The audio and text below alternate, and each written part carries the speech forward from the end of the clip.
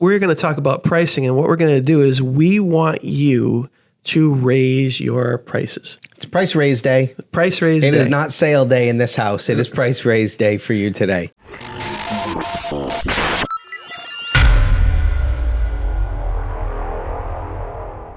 Hey, welcome back to Blunt Force Business. I am Brian LaFauci. And I'm Patrick Marino. And today we're going to tell you why you need to raise your prices. Raise your prices. Cut it out. Cut it out. Everyone's afraid. You're not charging enough.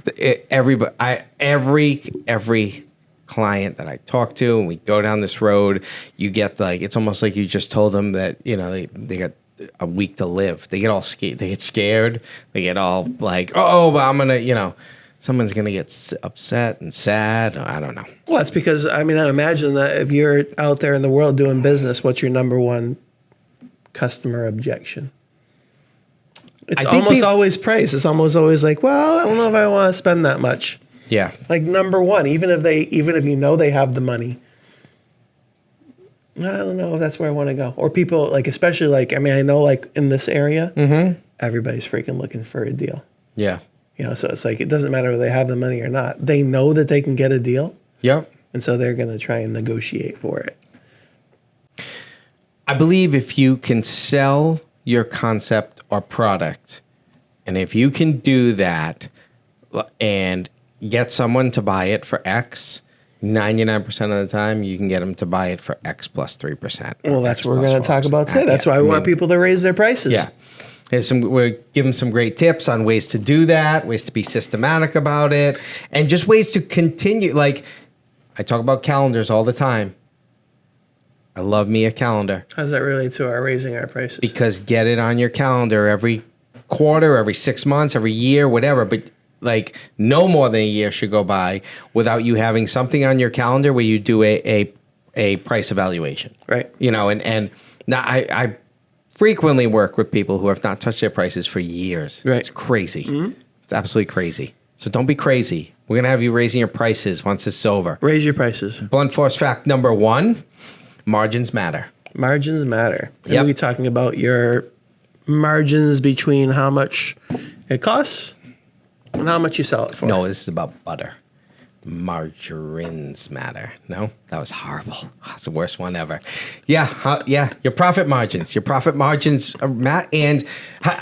Let's look at it. I'm still overcoming the margarine. margin. Very bad. It was horrible. So they can't all be gold, Patrick. The people in the production staff really liked that Shannon, one. Shannon, you like that one? Margins matter. Yeah. Did it butter you up? I'll be here all day, or at least for the next 23 minutes. So, where to start with the margins? If you haven't looked, let's not even talk about pricing yet, because we'll get into pricing. Because by the end of this, you're going to raise your prices. Let's look at your expenses. Let's just start there. Do an exercise and look at what you are paying for everything across the board in your business and in your personal life. Because we own our business, we take a paycheck or we take a distribution, however we pay ourselves, and then that pays our personal expenses, right? So personal expenses matter as well. So take your business expenses and your personal expenses and compare them for last year to this year. Good luck with that exercise. If you're not motivated to raise your prices just after doing that exercise. Right. If you time stamped this video, then you would really have some expense eye openers. And I don't think because we're living in these times where we've had inflation, we've had all sorts of things arise that have raised. Yeah. Or we had a lot of artificially deflated costs and things that were just given to us. You know, I think of just stupid things like Ubers and stuff like that. Ubers and DoorDash, right? Yep. Like DoorDash, 3 years ago was this amazingly cheap thing. And now if you use DoorDash, say you have either you're going into clients or you have a business and people order DoorDash for lunch, they charge to the company. Yep. That freaking DoorDash, that's where DoorDash is going. That's the bell curve on it. Yeah, it's just it's not a bell curve. Here's how much you spend every second. Yeah. It is ridiculous. Yeah. It is ridiculous. Yeah, I love when my your kids variable costs are going nuts through the roof. Yeah. And I guarantee you, Never mind the big ones, because the outliers that are there are pretty identifiable. DoorDash is a good one because it just goes on your card, right? Yep. It's like, oh. But it's you know which ones get you and add up? It's all those little subscriptions. Think about how many subscriptions your company has to this program or that program, and it's $10 or $20, and then it goes from 20 to 30, but then the other one goes from 30 to 40. And before you know it, it's hundreds of dollars a month, and they just slow cuts. Right. Little cut here, little cut there. But now you're going to do that back to your customers. The real lesson is offer subscriptions where people just subscribe and they forget that they're getting it. Absolutely. If you can find a subscription model as a way into this conversation of margins matter, the frequency with which a customer will cancel over a 3% raise is almost non-existent. We're going to talk about that later. Yeah. But getting back to the point that these margins can be smaller than you think they are based on variable costs is pretty staggering. I know we just did this with the supplement company I work with, and it was more of like this is really important too. Like if you have like different parts of your company, right? So you've got like the part of the company that makes the product, the part of the company that is responsible for like shipping the product, and the part of the company that say sells or markets the product. Yeah. I think sometimes there's a disconnect between those departments, right? And it's like, okay, the people that are developing the pricing maybe, or the people that are in charge of, saying, hey, we can give you a discount on that, we can give you a discount on that, don't necessarily realize the impact of all those discounts. Right. Because they don't understand really all the costs that are going into it. And it's like not just the cost. It could be, hey, when we actually talked about this, you're going to sell your product in a store, right? Especially if it's like Amazon or something like that. X amount of that is coming right off the top just to put the product in the store. You go into Amazon, you're losing 30% of that product. Yeah. Right. So that's just gone. Yep. Right. So now it's like, now you've got even less to work with than you thought. And now it's like, okay, well, what if I want to get that extra subscription, or what if we want to add that building, or what if we want to add this employee? Now that's another, and so now all of a sudden this margin is freaking really, really, really small. If you got a bigger company, it's really important that everybody's on the page of what is in the price. Yeah. Because once we do that, then we can actually work on, okay, what aspects of it can we lower? You know what I mean? Yep. Like, can we lower our costs? Can we go through the subscriptions and get rid of a bunch of them? Yeah. You know what I mean? But I think it's important for everybody to be on the same page of what the margin is. That's how important it is. Yeah, and I agree. And I think where our listeners need to kind of dig into this is, here's the bottom line. You can say, well, I made more money than I did last year. Knowing your margin is about looking at the fine details of it. Because a lot of people, how often do you check your profit and loss and really review it? Most companies, maybe quarterly. That means you're going every 3 months without letting something just drag on for 3 months at best, right? And when you do look at your profit and loss, as long as you're making more money there, are you just content? Right. Oh, well, look, we did better than last. You got to dig further in that, because if you're not really evaluating overall cost of expenses compared to a previous point in time, or looking at what the line items are and digging into the line items and looking at, you might say, yeah, I made more money, but if my expenses hadn't gone up 25%, because I didn't adjust my pricing accordingly to that, I lost X amount of thousands of dollars just in not attributing for the fact that all these expenses went up. So the margin is smaller because you didn't pay attention to the details. I can think there's some really, really other big things I really wanted to talk about. One of them is, like, let's say you sell something that's perishable or breakable, and it breaks, right? Mm-hmm. Or it goes bad. Yep. You don't get that money back. Like, that's just gone, right? You sell like something that's packaged in bottles, and that breaks in the shipment process, or it breaks while you're making it. Right? Like, you can't just be like, okay, here's how much it costs to make. Yeah. Here's how much it costs to replace all the things that are going to go wrong. Yeah. Right? That has to be part of the margin. Yep. Right? And I think that's where the margin matters. And I think that the other reason, I think, and the more like useful way that the margin matters is by raising your prices, you're giving yourself, I think, like the three things we've been talking about most frequently. One is you're giving yourself some flexibility to do something with the price. You could have a sale if there's enough margin. You can have a discount, because then you're still making money, with every sale. Right. Or you could be like, we had an example of someone we work with who just wanted to do something good for somebody. Yep. Knew they couldn't afford it. Knew it was like almost like a charity case. Because they knew they had so much margin, they were still making money on it. They could like, I could give it to you half off. And you can do that because you know that your margin is big enough. Right. You can give half off and you're still making money. You're not losing money on that. Yep. That's so important, you know? And I think that flexibility is really, really, really important in terms of like driving your business. It's important in terms of what you want to put into marketing, advertising, right? That advertising costs money. Yep. Right. So if you want to do like some paid social media stuff, you can't do that unless you have enough room Absolutely. to spend that money. You want to be just losing money on those ads because then you have to make significantly more sales, right? Because you're losing money on every advertised It's sale. it's really digging into it. Yeah. So at the end of the day, blunt force fact number 1 is margins matter.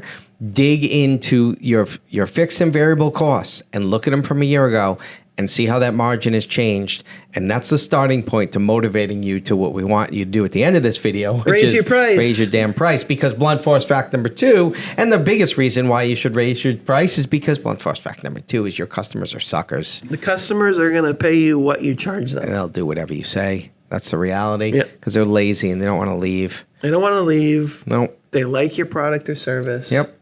I think Yep. not wanting to leave is a big one, actually. I'm glad you brought that up because there's how many things I pay for, which I don't have the time It's a pain in the ass to leave or something. the want to find something new. Yeah. So if you're telling me it's going up by, whatever, 10%, I'm just going to pay it. We had this discussion in a group that I'm part of that was looking for a new location for the meeting place. And multiple people in the group. Now, this was just like, we're going to go from one place to another. In my mind, personally, I'm like, this is a light lift. This is not difficult. Right. I can't tell you how many people continually mentioned what a difficult thing it is for us to move. And I'm like, that's how people view things. Right. They had numerous complaints, but were motivated to not move because of the difficulty of a move that, I'll be honest with you, I didn't think was going to be that difficult personally. I'm like, but that is a good testament to the reality of customers' comfort level in where they are. And frequently, when working with clients, you touch that button about, hey, we're going to raise prices. The fear alert goes off, and they feel like all their customers are going to be so motivated. Like, you have to really upset the apple cart in most cases. Might you lose a small percentage? Yep. So you're going to, rule of thumb, You might not lose any. None. You might lose zero. Yeah. And more than likely, you do lose zero. Right. And we talk about the elasticity, right? So this is like your marketing concept, right? Yep. And then you think about you're stretching the price to see at what point does the elastic band break, right? And during that point, whether you're charging less or you're charging more, you're keeping all of your customers. Mm-hmm. There's some point where obviously it's going to break, right? You charge so much, you're going to lose them out. Then it's a math problem where it's like, is the amount of customers I lose going to offset the amount of more money I'm making because I've increased my prices, right? That's a math problem. But I think that for most of us, it's just, we probably could push the envelope farther than we're pushing it because we are offering something that's good and because the customer is a sucker. Well, the reality is our listeners might be looking at us saying, look at these assholes saying that our customers are suckers. But the reality it's a good thing is, we're not talking to our customers. well, the reality is we are customers. Right, yeah. We are suckers. We're And we suckers. realize that. With the reality is we recognize the fact that we consume things, and when they change or their prices go up, it is very easy to just say, oh, all right. I mean, I absorbed almost all of the pricing increases that my subscriptions put on me in the last year. Whether that be YouTube TV saying, YouTube TV is ridiculous. hey, I bought it. I remember when we 60 started something. I started at 35, I think. It's 90. I'm at 90 right now because That I have means like I a must be at family. 90. Well, I have a family, you have a a family plan, pack. Yeah. But from 30 to 90, and I'm still with it, right? We're still doing the sharing. But the reality is, we got on that. They heard this and you didn't because I did. covered the wrong thing. We got on that. Why? Because it's cheaper than cable. Yeah. I fucking ain't anymore. Right. But I'm still there. Yeah. Right. I'm still there. I'm still using it. I'm still doing it. Why? So much work to cancel, and the cable guy's got to come out. And you perceive you like it. There's think gonna be, I a like lot it. of it's a perception Yeah, I that think you I like like it, it. right? I so do. it's like when I I'm first got comfortable with it. YouTube TV is a great example because when I got it, I was like, oh, look at what I'm doing. I've got YouTube TV. And now YouTube TV is extremely popular.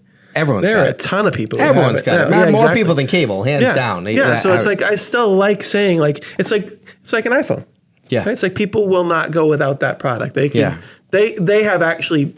They for a long time did not raise their prices that much. They've only like there was a long time where a phone just would not cost more than $1,000. Yeah. Right. It's like and then meanwhile the phone can do more than your PC, which you paid your MacBook if you're an Apple person. Right. Paid the phone can $4,000 do for. about as much. You paid $2,500 Yeah. for a base level Mac. Yep. And meanwhile your phone was $800. Yeah. And they could do the same, Yeah. the same like computation power. Yep. So like finally they were like, oh, we can raise this because Yeah. their customers aren't going anywhere. Right. And they could probably go farther. Right.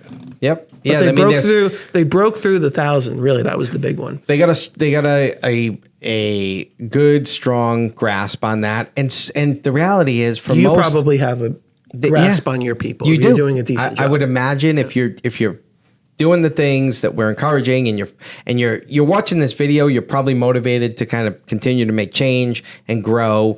If you're doing that, you're making headway, and you probably have a really good shareholder stake and a kind of like a comfort in their heart. Like they like you. They're happy they're doing business with you. So at the end of the day, know that just like Patrick and I, that was a lot more comforting than the version we. yeah, they're suckers. They're suckers. They're not gonna leave you over a natural price increase. And by the way, communicated effectively, they'll feel bad for you that you had to do it because of your own financial heartache that we've all experienced. I'm raising my prices as a business because on the consumer end, the things I need and I'm paying for to run my business have gone up significantly. And you've all seen it as well. You've all experienced an increase in your egg prices. You've experienced an increase in gas prices. You know as well as we do that our expenses have gone up. So they're gonna say, okay, we get it because we're experiencing the same thing you are experiencing. So we're experiencing all that. We get it. And they're going to roll with it. So don't be afraid. Raise your price. Blunt force facts number 2, customers are suckers. Customers Which brings us to blunt force fact number 3, which is an interesting tie-in. And I think a lot of people don't think about pricing like this. But at the end of the day, your pricing is your marketing. And that's blunt force fact number 3. You want to bring out your product to show us? Which one? You have one right behind us that you always bring out every time. Every time we talk about this, you bring out the same idea. Because I'm not creative. No, it's because you always have one, right? I think it's more of that, right? The state of Rhode Island. Oh, you're doing that. Oh, Look at that.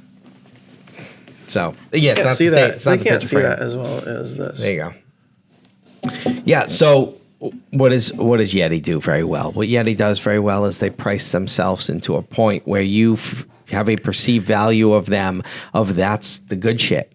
And they're the Nike Airs, right? They're the good shit. You put it on and people are like, oh, you got my friends will come over sometimes, they'll go in the cupboard and they'll be like, do you what's your stock level in Yeti? Because it should be pretty high because it have like a bunch of Everything is Yeti. all different colors and like, the coffee mug section Yeah. is all different colors. And Meanwhile, freaking don't turn that thing sideways because there will be no liquid left in it. right.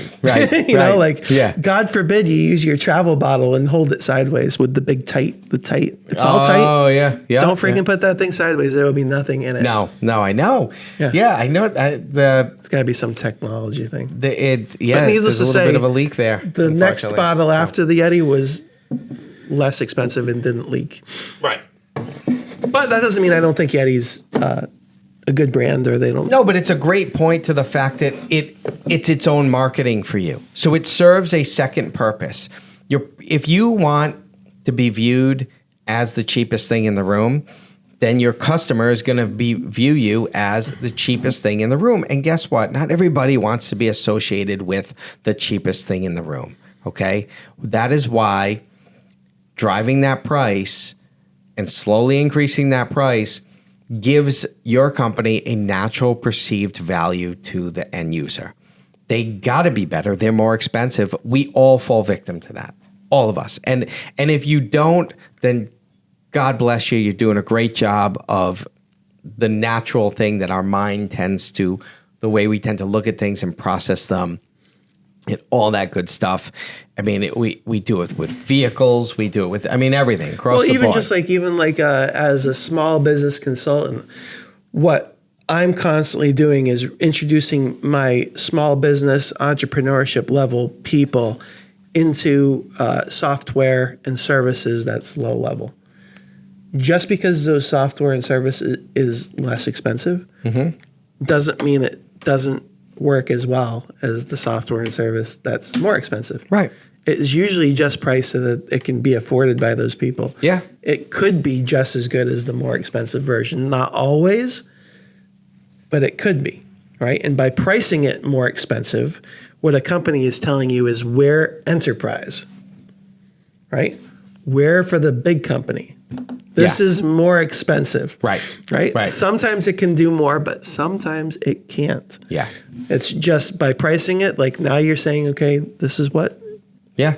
This is who it's for. By pricing, that's what the marketing is, right? Yep. By pricing, you're saying this is who it's for. Yeah. Right. And if you price yourself too low, then you might be saying you might have the more discerning customer too. We talked about customers being suckers. Yep. You price yourself too low, they're more likely to leave if you have to raise your price, right? Price yourself high enough so that they're more willing to just say, I'm paying for it. Yep. And eventually, if this you're is not how much it costs. Yeah. And if you're not there now, continual slow price increases to keep as many customers as you have, but also the new customers are coming into it with a higher perceived value because of your new price will evolve your client base to one that looks at you like this is the best company to go with. And then you got to deliver on that. I mean, we can't forget that. We got to deliver on what we say, but raising your pricing is going to happen, and it needs to, because at the end of the day, when you go through this exercise, you're going to realize that your profit margins are down from last year if you haven't raised your prices. One of the things that we talk about as well is I probably talk about it more than you do, but I think it should be all of our goals,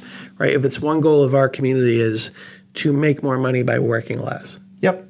And the best way to make more money by working less is to increase your margin so that you can have more money for fewer costs, right? And one thing we really didn't talk about, which we can talk about before we close, is like there are a lot of people who are really service-based, like solopreneurs, like I do public speaking, or I am just a plumber by myself. Yep. Right. And if you want to make more money, you're going to reach that X where it's like, there's only 7 days of the week. Yeah. I can only work so many hours. How many appointments can I get to?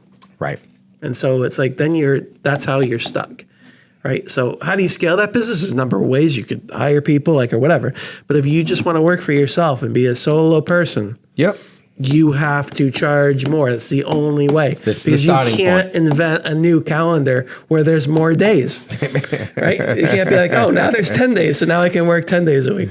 You can't do that, right? See you on Drun Day. Yeah, exactly. Whereas like what I'd like to do is I'd like to say, okay, hey, like let's make more money and actually not work 10 days. Of course. Let's work 3 days. Yep. Great stuff. 3 blunt force facts. Increase your prices. Be confident with it. Number 1 is your margins matter. Dig into your margins. Number 2, your customers are suckers and they're all going to embrace your price raise. And number 3, blunt force fact for the day is your pricing is your marketing. So make your pricing representative of the quality of your product or service. Or the quality that you want people to think it is. Exactly. Perceived value. I'm Brian LaFauci. Patrick Marino. Until next time. Thank you.